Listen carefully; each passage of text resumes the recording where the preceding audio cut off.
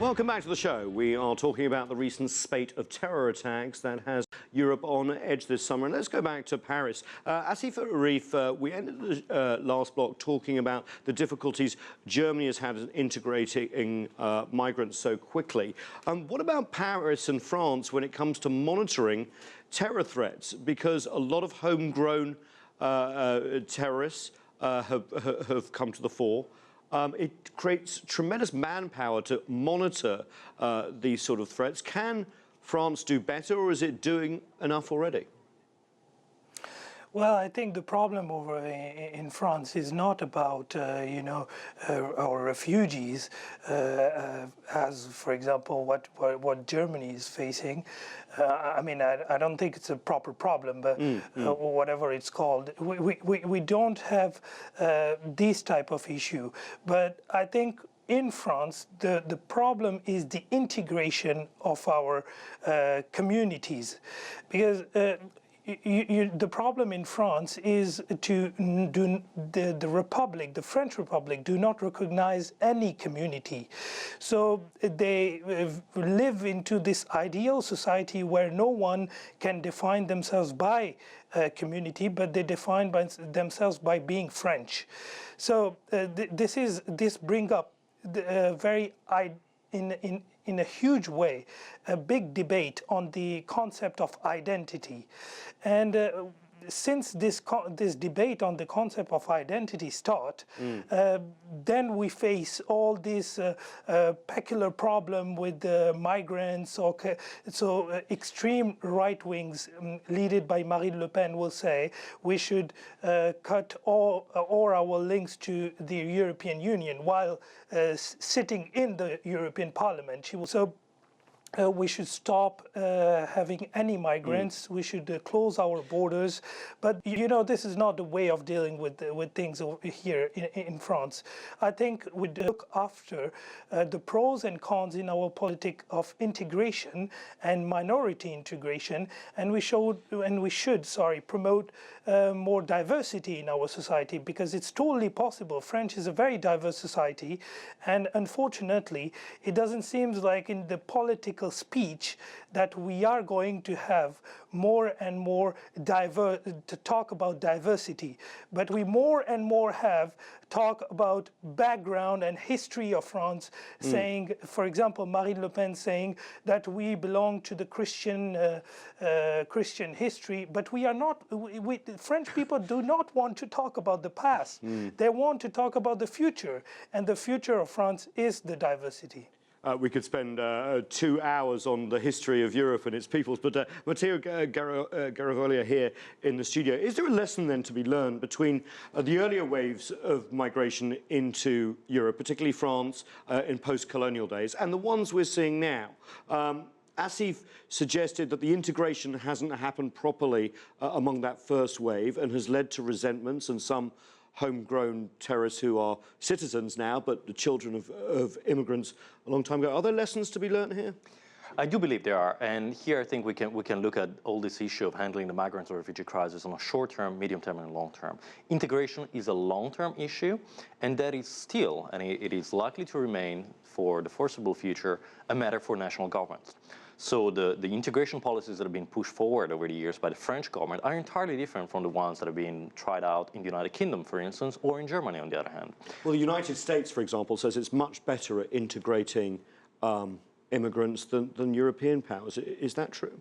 I think we have to be careful with the semantics. The United States is a country of immigration, and in that respect, it does well. It is a country that traditionally has taken in relative terms, far less asylum seekers and refugees, actually, than most European countries. So it's two different things. Carry on. This is the long-term issue. So migration and integration of migrants, and that is for national governments to deal with. We also have short-term issues and medium-term issues.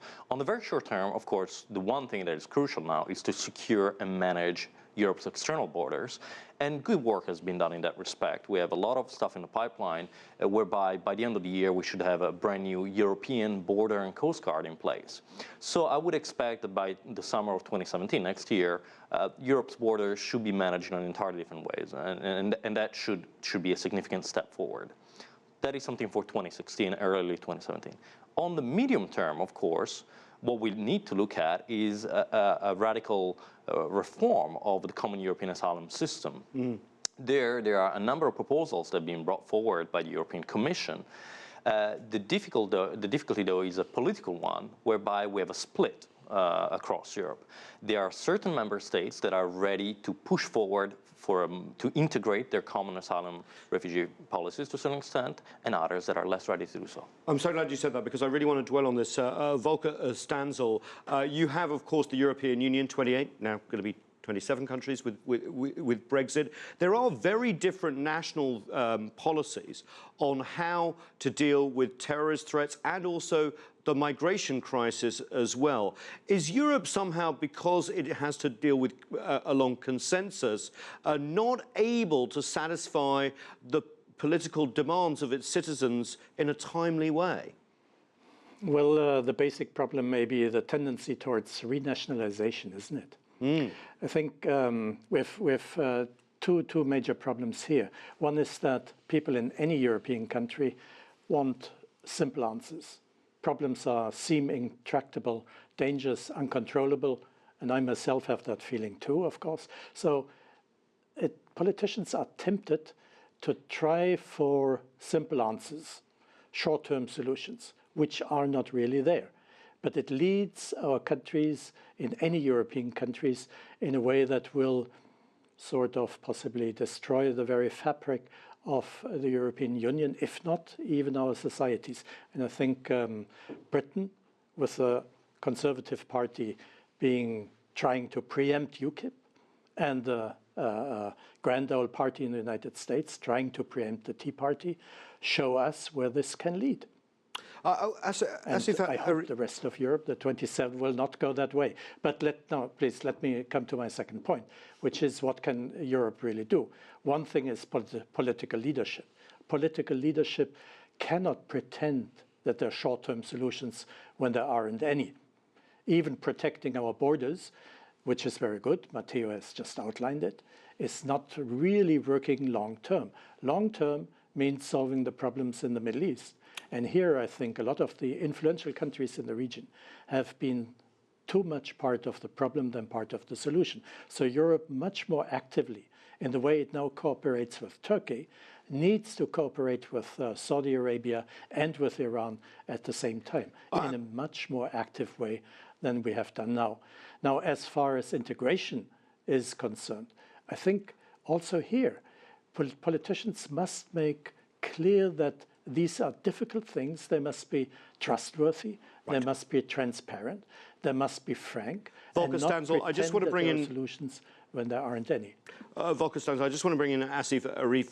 Volker comes up with a point about European involvement in ending the wars in Syria and the unstable Middle East. Is this a direct result, the terror threat that we've seen, and of course the migration crisis, of European inaction to solve the crisis in the Middle East? Or is it actually a result of success in fighting ISIL and reducing their territory in the last couple of years, so they strike out in Europe, which of course is softer targets?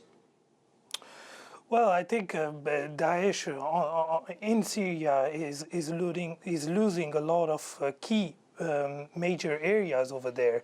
So basically they understand, they really much understand that European Union is currently under Brexit, for example, which is destabilizing Europe.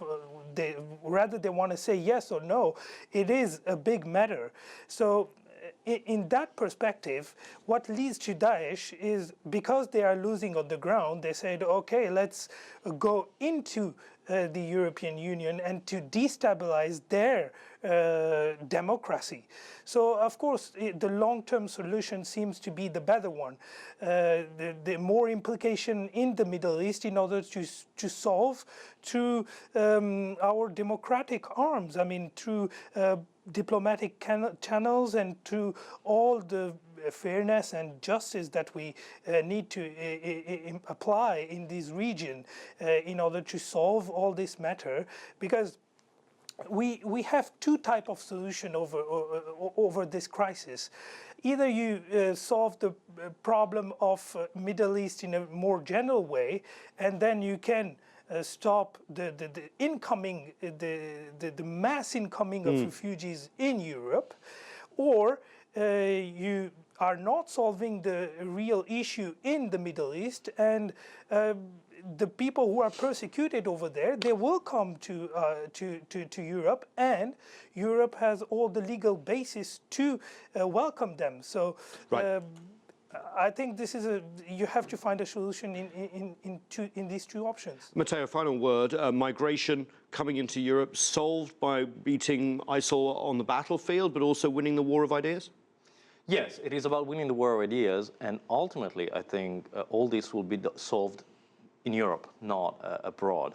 There is, of course, because of course there is the battle with ISIS and all that, and that's about fighting terrorism in the Middle East and so on. But this is a political issue and an issue of governance in Europe.